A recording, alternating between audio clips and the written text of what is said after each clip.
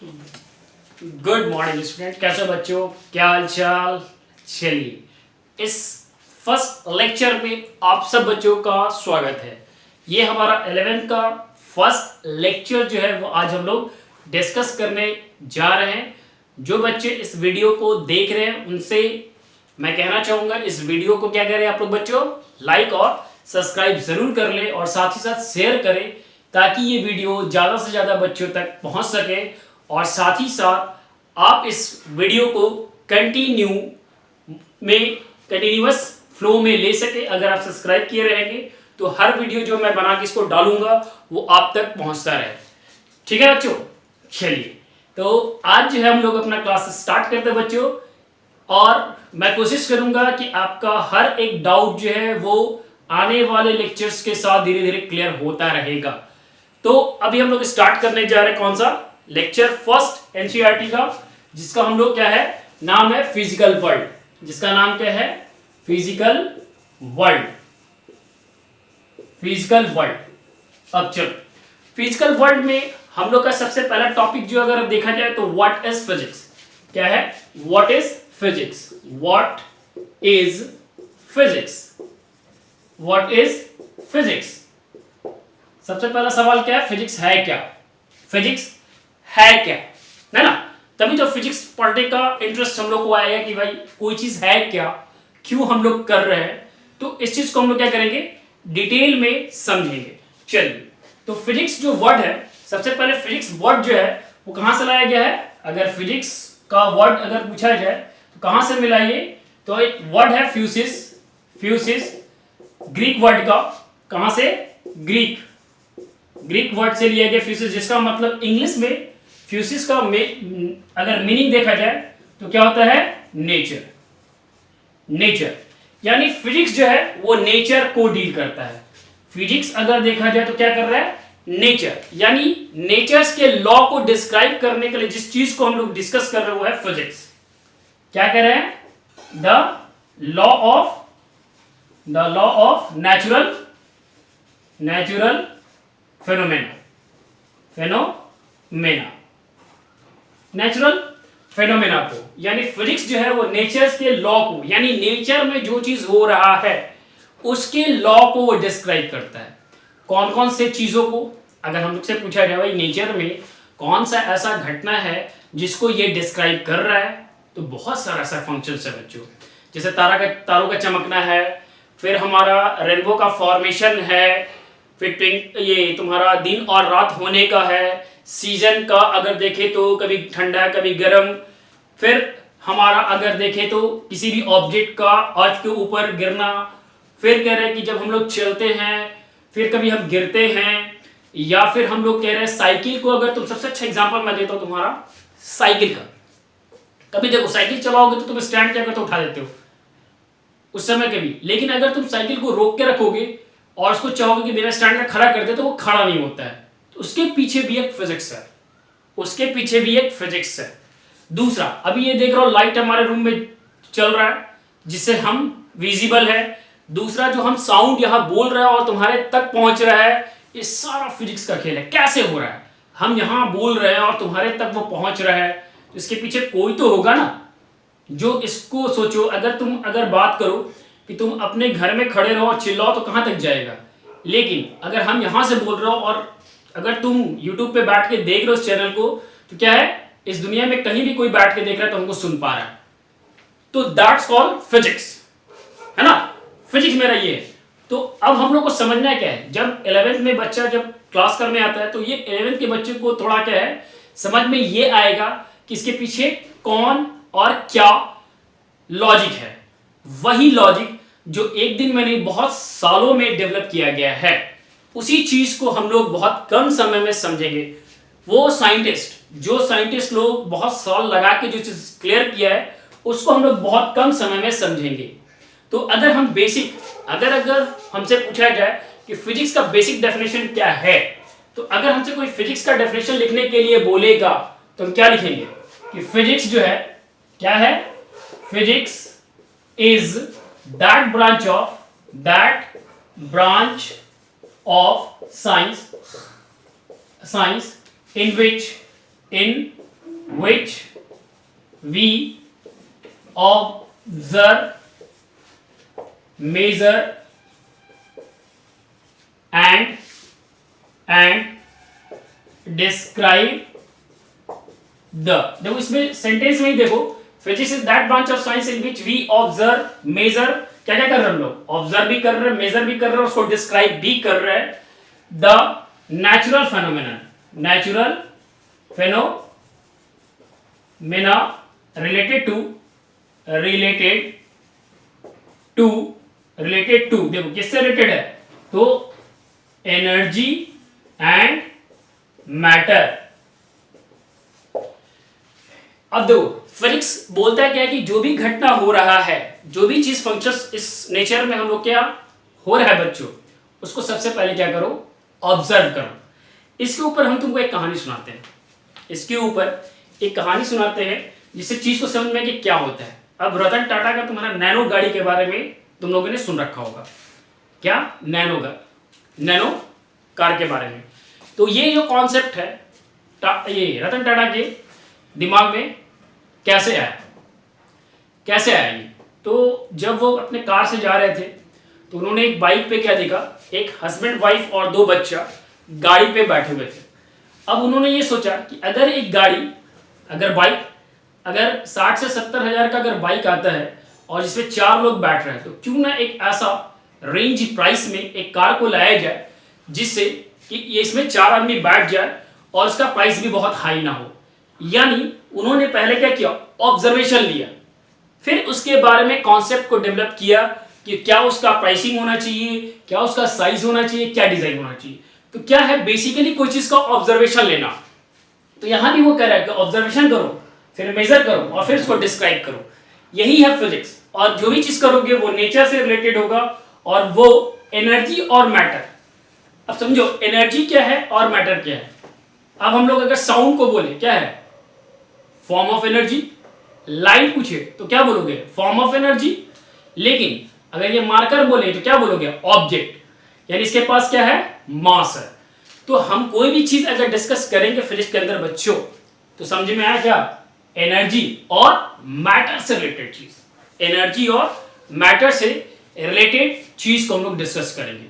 तो चलो अब नेचुरल फिनोमिनन मेरा है कौन सा, अगर हम लोग बात करें कि नेचुरल फिनोमेना मेरा कौन कौन सा है, नेचुरल फिनोमेना कौन कौन सा है जो फिजिक्स के अंदर हम लोग को डिस्क्राइब करना है।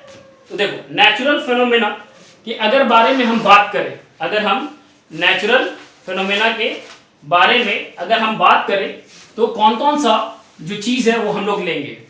तो देखो नेचुरल फिनोमेना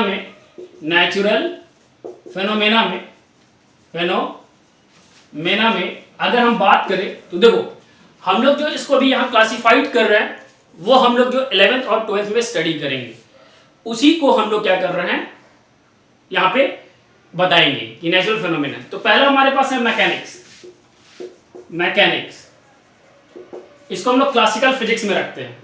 दूसरा हमारे पास है प्रॉपर्टीज ऑफ मैटर। तीसरा अगर हम लोग बात करें तो साउंड, जो साउंड भी पढ़े हो। फिर उसके बाद अगर चौथा बोले तो हम लोग हीट जिसको हम लोग थर्मल फिजिक्स भी बोलते हैं बच्चों, इसको हम लोग थर्मल फिजिक्स भी बोलते हैं। तो ये देखो जितना भी ये पार्ट आ रहा है वो बेसिकली हम लोग 11th में पढ़ेंगे। और चूंकि ये क्लासिकल फिजिक्स है इसी के ऊपर जो है वो आगे का कॉन्सेप्ट डेवलप हुआ है। आगे का कॉन्सेप्ट जो है जैसे इलेक्ट्रिसिटी, ये भी तुम पढ़ चुके हो 10th क्लास में भी। फिर लाइट जो है वो भी तुम स्टडी कर चुके हो, जिसको हम लोग ऑप्टिक्स बोलेंगे। यहां पे हम लोग क्या बोलेंगे उसको, ऑप्टिक्स। उसके बाद अगर तुमसे बात किया जाए तो हम मॉडर्न फिजिक्स का बात करते हैं, मॉडर्न फिजिक्स जिसमें हम लोग एटॉमिक, न्यूक्लियर, इसमें एटॉमिक और न्यूक्लियर फिजिक्स के बारे में बात करेंगे। इसमें हम लोग ये मॉडर्न फिजिक्स जो है वो बहुत ज़्यादा इंपॉर्टेंट है और इसके कारण एक बहुत ड्रास्टिक चेंज जो है वो हम लोग के लाइफ में आया है। कैसे, थोड़ा सा इसके बारे में हम तुमको क्या है एक चीज बताते हैं। पहले का कंप्यूटर, पहले का लैपटॉप, पहले का मोबाइल और अब के लैपटॉप, अब के मोबाइल में देखो क्या फर्क है। क्या फर्क है? तो उनके साइज में, उनके वेट में, ये सारा चीज जो है पॉसिबल हो पाया किसके कारण? सारा हमारा मॉडर्न फिजिक्स के कारण पॉसिबल हो पाया बच्चों। चलो, ये पूरा पॉसिबल जो हो पाया है वो सिर्फ मॉडर्न। तो ये हम पूरा क्या करेंगे, 12th में डिस्कस करेंगे हम लोग। तो समझो, अब ये 11th जितना अच्छा क्लियर होगा बच्चों, उतना ज्यादा हमारा 12th भी अच्छा होगा। याद रखिएगा लोग कि अगर 11th आपका अच्छा होगा, कॉन्सेप्ट अच्छा होगा, तो 12th अच्छा होगा। इसलिए थोड़ा सा बच्चों 11th पे ज्यादा ध्यान दो ताकि 12th तुम्हारा ज्यादा अच्छा हो जाए। और जब 11th देखोगे तो थोड़ा रिलेटिवली हार्ड लगता है हम लोग को, फिर 12th ज्यादा आसान हो जाता है अगर 11th बहुत अच्छे से क्लियर की हो तो। नहीं तो फिर ये दोनों क्या हो जाएगा, तुम्हारे लिए हार्ड हो जाएगा। चलो, हो गया ये, इसका स्क्रीनशॉट लेना है ले लो, और नहीं तो वीडियो पॉज करके क्या करोगे, देख लोगे। चलो, अब अगला सेक्शन में हम लोग चलते हैं जो हमारा है थ्रस्ट एरिया ऑफ फिजिक्स। यानी अगर फिजिक्स को हम लोग स्टडी कर रहे हैं, अगर हम फिजिक्स को स्टडी कर रहे हैं तो हमारा थ्रस्ट एरिया क्या होना चाहिए, यानी मेरा फोकस क्या होना चाहिए। तो क्या लिख रहे हम लोग, थ्रस्ट एरिया ऑफ फिजिक्स। अब थ्रस्ट एरिया ऑफ फिजिक्स में दो पार्ट है। एक है हमारे पास यूनिफिकेशन, ठीक है बच्चों, और दूसरा हम यहां लिख दे तो रिडक्शनिज्म।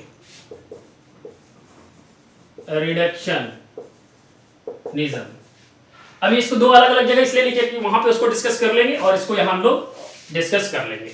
तो चलो, यूनिफिकेशन का मतलब क्या होता है? यूनि का मतलब होता है सिंगल, यूनि का मतलब होता है सिंगल। तो फिजिक्स का जो मेन मकसद है या उसका फोकस अगर तुम बोलो बच्चों ना, तो एक लॉ करना।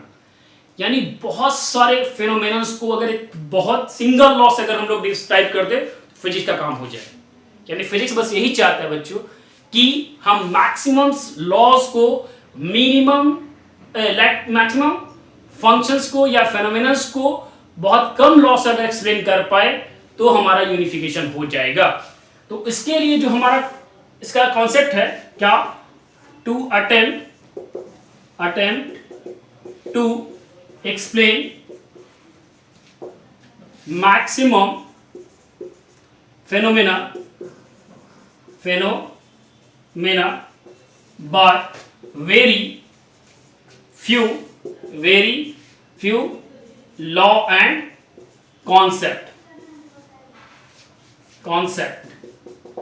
अगर ऐसा हम लोग कर दे तो उसको यूनिफिकेशन बोलते हैं। क्या कर देना, बहुत सारे फिनोमिनल्स को अगर बहुत कम लॉ से अगर हम उसको डिस्क्राइब कर पाए तो हमारा यूनिफिकेशन होता है। अब इसके लिए कुछ एग्जांपल्स भी लेके देख लेते हैं हम लोग कि क्या ऐसा कुछ है। तो देखो, जो तुम अभी जान रहे हो उसमें एक लॉ है, नाम है न्यूटन्स लॉ ऑफ ग्रेविटेशन। तुम जो जान रहे हो उसका नाम क्या है, न्यूटन्स लॉ ऑफ ग्रेविटेशन। इसको तुम जानते हो। पहला जो लॉ, यानी न्यूटन्स ने सबसे पहले क्या बताया था, एप्पल का गिरना, सेव का गिरना नीचे, उसी के ऊपर उन्होंने क्या किया था, न्यूटन्स लॉ ऑफ ग्रेविटेशन। तो इसको हम लोग क्या बोलते हैं, फॉल ऑफ एन ऑब्जेक्ट बोल देते हैं। एप्पल तो एक पर्टिकुलर बॉडी हो गया, ऑब्जेक्ट में कोई भी चीज आ सकता है। दूसरा, अगर देखा जाए मून का, यानी revolution of moon around earth.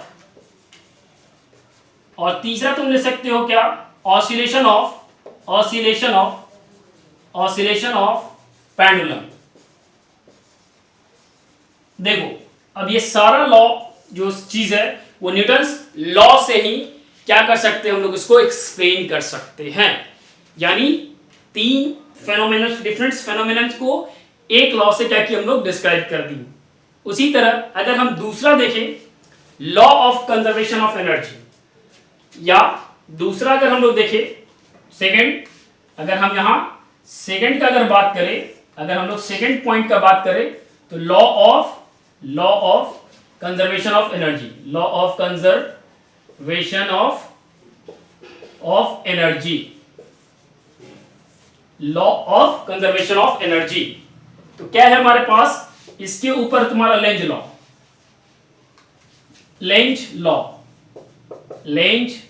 Law, दूसरा हमारे पास है क्रिचॉफ। अभी ये सब लॉ जो है वो सारा हम लोग 12th में पढ़ेंगे। ये दोनों लॉ जो है वो क्या है, 12th में। फिर अगर थर्ड हम लोग बोले प्रिंसिपल ऑफ कैलोरीमेट्री। अब ये सारा जो है पढ़ेंगे हम लोग, इसलिए इसके लिए भी टेंशन नहीं लेना। अभी हम लोग केवल एक एग्जांपल ले रहे हैं कि देखो कितना सारा फेनोमेनन्स जो है वो। फिर एक हमारे पास बर्नौली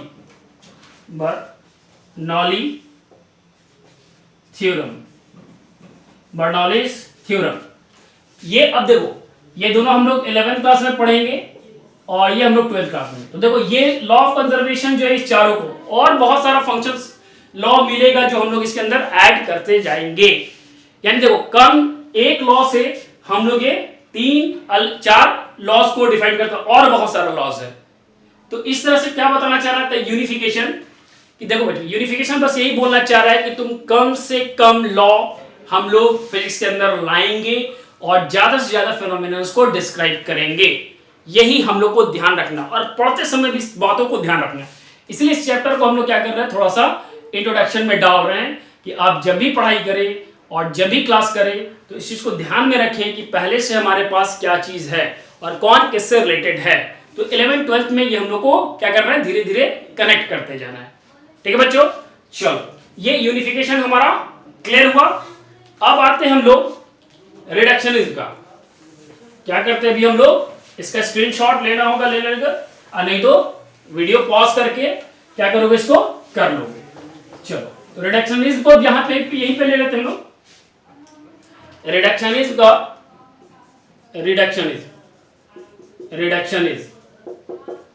देखो रिडक्शनिज्म का बेसिक मतलब समझ लो। ये जो है रिडक्शनिज्म ये कहना चाहता है कि देखो तुम कोई भी चीज अगर स्टडी कर रहे हो, तुम अगर कोई भी चीज स्टडी कर रहे हो तो उसमें तुम क्या ध्यान रखो कि चीजों को ब्रेक करके पढ़ो। कोई भी कॉम्प्लेक्स चीज है उसको क्या करो, ब्रेक करके पढ़ो। और जो साइंटिस्ट जो लोग काम किए उन्होंने भी इस चीज को ध्यान में रखते हुए काम किया है और चीजों को ब्रेक कर करके हम लोगों तो भी पहुंचाया है। और हम भी जब स्टडी करेंगे फिजिक्स को तो इस चीज को ध्यान में रखेंगे कि पहले तो पकड़ेंगे कि कौन सा लॉ किससे रिलेटेड है, और दूसरा कौन सा अगर कॉम्प्लेक्स चीज है तो उसको कैसे हम लोग रिड्यूस करके छोटा करेंगे। तो इसका अगर हम लोग डेफिनेशन लिखे, कह रहा है to derive the properties of किसका प्रॉपर्टीज हम लोग दिखाएंगे। तो कोई भी बिगर सिस्टम हो, कोई भी अगर बिगर, क्या कह रहा है, to derive the properties of bigger और कॉम्प्लेक्स सिस्टम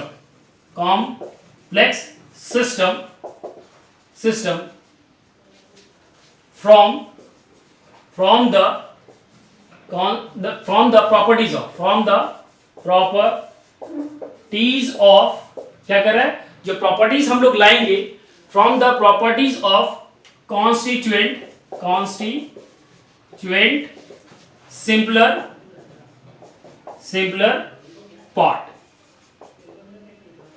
पार्ट्स में क्या कह रहा है कि जो भी कॉम्प्लेक्स हो या कोई भी अगर बहुत बड़ा अगर सिस्टम हो तो उसको क्या करेंगे हम लोग, छोटे छोटे पार्ट्स में उसको क्या करेंगे हम लोग अलग कर लेंगे और उनका प्रॉपर्टीज डिराइव करके उसको फिर कंबाइन करेंगे। यही हमारा बताना चाह रहा है कौन, रिडक्शनिज्म। तो यही हमारा ध्यान रखना है, इसीलिए हम लोग ये इंट्रोडक्शन क्लास हम लोग कर रहे हैं ताकि फिजिक्स समझ में आए कि क्यों और क्या हम लोग को पढ़ना है बच्चों। चलो अब इसके अंदर क्या देखते हैं, इसके अंदर एक एग्जांपल उठाते हैं। थर्मल पावर प्लांट के बारे में सुने होंगे। चलो हम लोग को क्या मिलता है, हम लोग को बेसिकली बाहर क्या मिलता है, इलेक्ट्रिसिटी बनाने के लिए डायनेमो का नाम सुने होंगे। मान लो ये नॉर्थ और ये साउथ पोल है, यहां पे हम लोग एक क्या ले गए हैं, एमर्चर क्या बोले, कॉइल लगा लेते हैं। इस कॉइल को अगर हम देखेंगे तो टरबाइन के अंदर इसको अगर हम लोग एक चैम्बर के अंदर, उसके अंदर एक टरबाइन लगा हुआ है ऐसा फैन टाइप का, इस तरह का फैन टाइप का एक इसके अंदर एक फैन लगा होता है जिसको हम लोग टरबाइन बोलते हैं। और इसको हम लोग क्या करते हैं, एक चैम्बर से यहाँ से ज्वाइन करते हैं, जिसके अंदर से यहाँ पे वेपर बनेगा और वेपर इसके अंदर से ये पास होगा। यहाँ हम लोग वाटर रखे हैं, जो वाटर है यहाँ पे इसको क्या करें, कोल्स से हम लोग इसको जला के, बहुत सारा कोल्स लेके इसको जलाएंगे तो ये गर्म होगा। गर्म होगा तो देखो सबसे पहले यहाँ पे क्या बनेगा, हीट क्या करेगा, स्टेट को चेंज करेगा। किसके स्टेट को, किससे, लिक्विड से वेपर में लेके जाएगा, यानी क्या बनाएगा, इसको स्टीम बनाएगा। स्टीम इसके अंदर जाके चला जाएगा। स्टीम जब इसमें पूरा भर जाएगा तो एक प्रेशर क्रिएट होगा। क्या होगा इसमें, प्रेशर। इस प्रेशर के कारण क्या होगा, फैन नाचेगा तो इस कॉइल को भी क्या करेगा, इसके अंदर रोटेट कराएगा। ये जब रोटेट कराएगा तो करंट बनेगा, और करंट जब बनेगा तो इसको हम लोग बाहर क्या करेंगे, इसको ये रख लेंगे हम लोग बाहर सर्किट में, इसको हम लोग क्या करेंगे, ले लेंगे। तो ये देखो प्रोसेस जो है यहाँ पे कौन सा है, मैकेनिकल एनर्जी को किसमें कर रहे हैं, इलेक्ट्रिकल एनर्जी में। यहां पे कौन सा एनर्जी था, हीट एनर्जी। तो देखो बच्चों, ये जो हम लोग देख रहे हैं कि क्या क्या प्रोसेस हो रहा है, तो देखो इसमें सिर्फ एक सिंगल प्रोसेस या एक दिन में ये चीज डेवलप नहीं हुआ होगा। जो भी अगर इस चीज को बनाया होगा, जो साइंटिस्ट इसके ऊपर काम किए होंगे, उनको हर एक कॉन्सेप्ट को क्लियर करना पड़ा होगा कि यहाँ इलेक्ट्रिसिटी चाहिए तो इलेक्ट्रिसिटी का कॉन्सेप्ट क्लियर होगा। फिर इलेक्ट्रिसिटी बनाने के लिए हमको क्या चाहिए, डायनेमो का कॉन्सेप्ट क्लियर किया हो गया। डायनेमो को चलाने के लिए कोई एक मैकेनिकल एनर्जी चाहिए, वो मैकेनिकल एनर्जी कहां से बनाया जाएगा, फिर इस मैकेनिकल एनर्जी को क्रिएट कैसे करेंगे। तो इतना सारा फंक्शंस जो है इसके अंदर दिया गया है, चीजों को क्या करने के लिए, समझाने के लिए। समझ में आ रहा है कि अगर एक फंक्शन को क्लियर करना है तो इतना स्टेप्स को हमको क्या करना पड़ेगा, फॉलो करना होगा। यही है हमारा रिडक्शनिज्म। समझ में आया बच्चों कि क्या हम लोग को स्टडी करना है। तो चलो आज का जो क्लास है हम लोग बच्चों यहीं पे खत्म करते हैं, और वीडियो अगर अच्छा लगे तो इसको लाइक और सब्सक्राइब जरूर करो, ताकि हम आगे वीडियोस इसके अंदर जब डालें तो आप तक पहुंच पाए। ओके बच्चों, तो आज का क्लास हम लोग यही खत्म करते हैं। बाय बाय बच्चों।